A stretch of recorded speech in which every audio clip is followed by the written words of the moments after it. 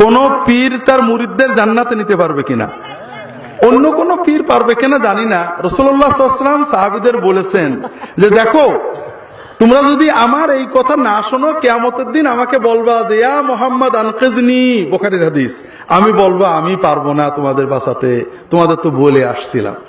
এই হলো সব পীরের বড় পীর মুহাম্মদ রাসূলুল্লাহ সাল্লাল্লাহু আলাইহি ওয়াসাল্লামের কথা। তিনি তার মেয়ে ফাতেমাকে বলছেন, ইয়া ফাতেমা সালিনি মা শি'তি মিন মালি ওয়া আনকিদি নাফসাকি মিনান নার ফাইন্নী লা উগনি আনকি মিনাল্লাহি শাইআ। ফাতেমা, দুনিয়া টাকা পয়সা আমার কাছে যা চাও পাবে, কিন্তু নিজে বাঁচতে গেলে নিজে আমল করতে হবে, আমি কিন্তু আল্লাহর কাছে তোমার কিছু করে দিতে পারবো না। আমরা মনে করি নবী শাফাত করবেন, খুব ভালো করে বোঝেন, নবী শাফাত করবেন, নেককাররা শাফাত করবে, আমরা মনে করি এরা আমাদের তরাই নেবে। আসল দয়ালুকে ভুলে গেলাম। সবচেয়ে বড় দয়ালুকে আল্লাহ।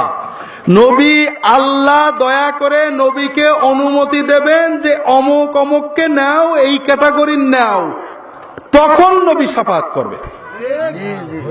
নবী ইচ্ছা মতো করতে পারবেন না, কথা বুঝতে পারেন না? আর আমরা যাদের পীর বলি তারা আদৌ জান্নাতে যাবেন, এই কথা কি আছে নাকি? আমি একদিন বলছি কোথায় যেন ওয়াজে, যে আমার ফুরফুরার দাদা হুজুর জান্নাতে গেলে আমিও যাব।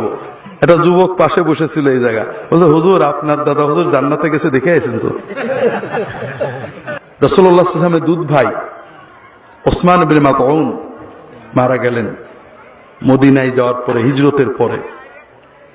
একজন সাহাবীর বাড়িতে তিনি থাকতেন, মদিনার আনসার সাহাবী। ওই মহিলা কাঁদছেন, মনে মনে আফসোস করছেন, শাহাদাতে আলাইকা ইয়া আবাল আকদান লাকাদ আকরামাকাল্লাহ, আমি সাক্ষ্য দিচ্ছি নিশ্চয় ওসমান আপনাকে আল্লাহ সম্মানিত করেছেন, কবরে আপনি সম্মানে আছেন, মর্যাদায় আছেন। রাসূলুল্লাহ সাল্লাল্লাহু আলাইহি ওয়াসাল্লাম তাকে প্রশ্ন করলেন, ওমা ইদরিক, তুমি কি করে জানলে যে মরার পরে এখন সে সম্মানে আছে?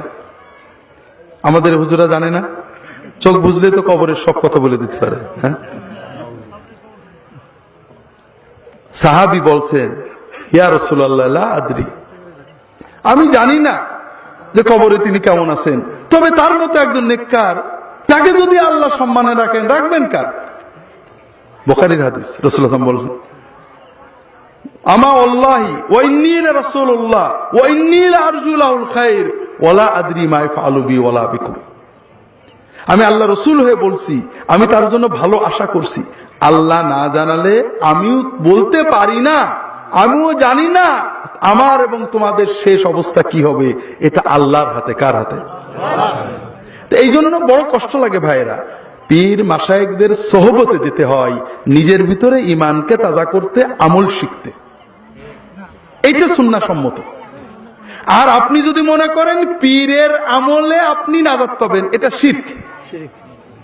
একজনের আমলে আরেকজনের, কেউ কারণ নাজাত দিতে পারে না। শাফাত হবে আল্লাহর অনুমতি। আল্লাহ যখন বুঝবেন যে এই বান্দা নাজাতের মতো আমল করেছিল, কাউকে না কাউকে অনুমতি দেবেন। কথা বুঝতে পারেন না?